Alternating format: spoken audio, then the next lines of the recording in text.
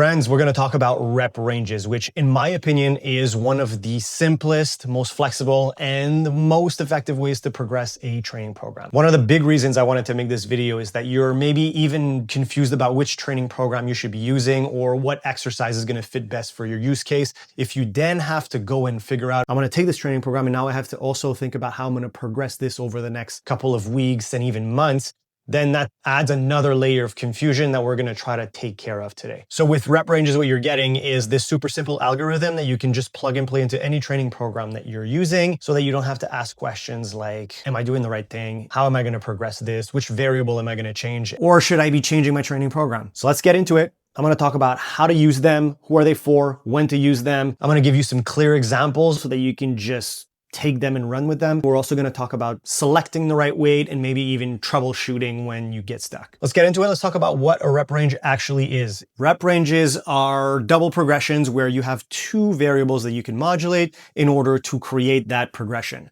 And those variables are going to be the load that you use, so the weight, and the amount of reps that you're doing within the rep range. Let's give you an example. If I'm doing squats for 3 sets of 6 to 8 reps, so 6 to 8 would be my rep range. I need to choose a weight that is heavy enough to create adaptation, but not too heavy that I'm always kind of banging my head against the ceiling, always pushing my limit, never truly being able to make progress. So because you have room to progress, the rep range gives you a nice way to move forward without having to always add some more weight to the bar. You would run the progression essentially like this. 3 sets of 6 would be your starting point, which is at the bottom of the rep range. And then you would have the opportunity to very slowly progress by adding 1 total rep per workout. So if we take our example, 666 was week 1, and then what you would do on the next workout or the next week would be 766, again, adding only 1 total rep for the entire workout. And then what you would do is you would go all the way up until you get to 888 reps, at which point you should be significantly stronger at that specific weight,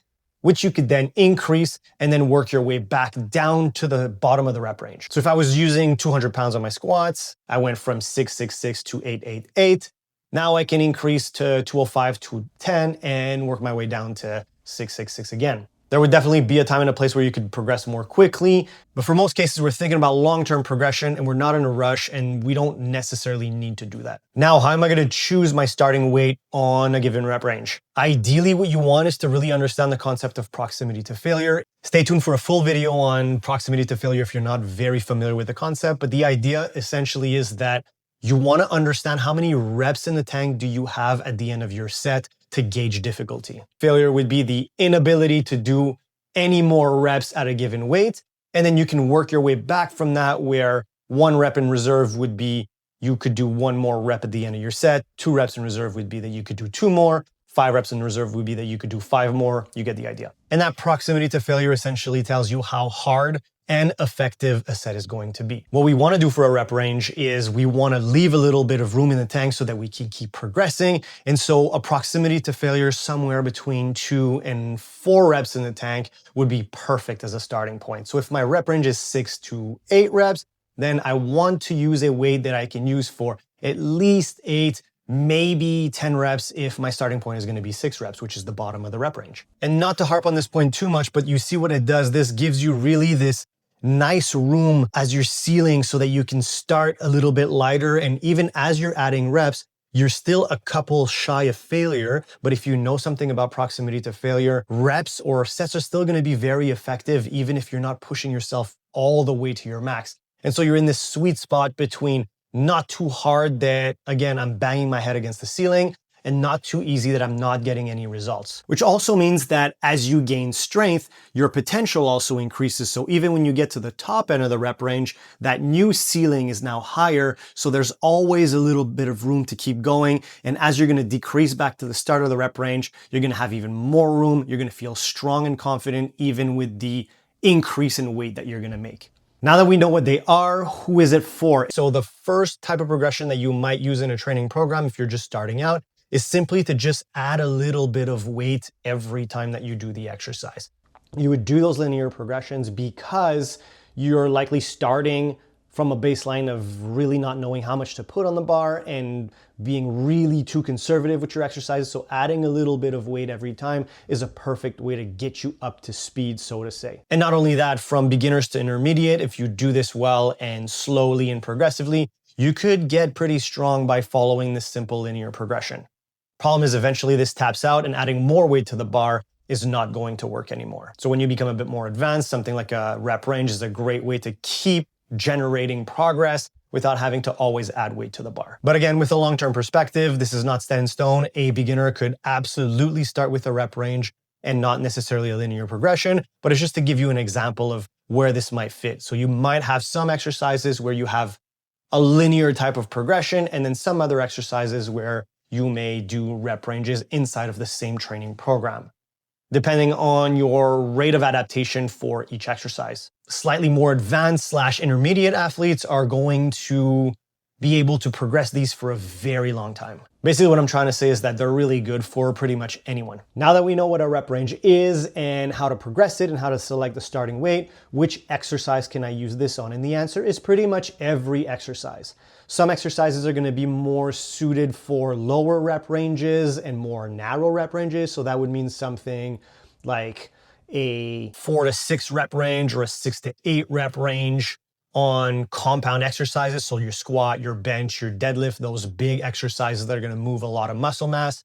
And some rep ranges are going to be better suited for smaller exercise with less muscle mass, single joint, more isolation exercise where you can't really load quite as heavy and you might not be able to increase as frequently. And so we could use something like an 8 to 10 or an 8 to 12 rep range, or even a 10 to 15 rep range in a situation like that. Again, these are just general guidelines. You can obviously play with those depending on your context. To give you a more concrete example, again, a back squat or a bench press would be super well suited for a 4 to 6 rep range, but a bicep curl might not be the best exercise for that. You're gonna get a lot more from an 8 to 12 or a 10 to 15 rep range. Another nice way that you can use rep ranges is to pair them with a prescribed proximity to failure. So as an example, I could have a 10 to 15 rep range that I want to complete, always leaving 2 reps in the tank. So the way that I would progress this is then that each set I'm going to stop when I'm 2 reps in the tank,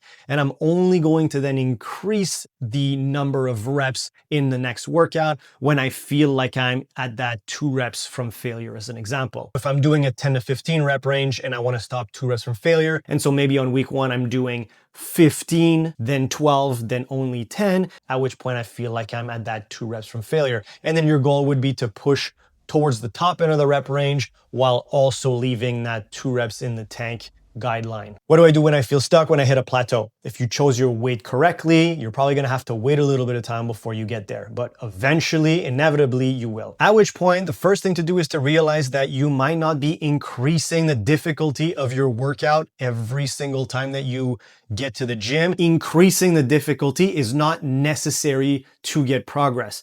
So you could have a rep range where you're trying to drive the reps up weekly, but then for a couple of weeks, you just stick to the exact same amount of weight for the exact same amount of reps, and accept that if you're doing that for 2, 3, maybe even 4 weeks, you might still be progressing, but just at a rate that's not perceivable, particularly if you are getting more advanced. But what if this then lasts longer than a normal period of time, like let's say 4 weeks?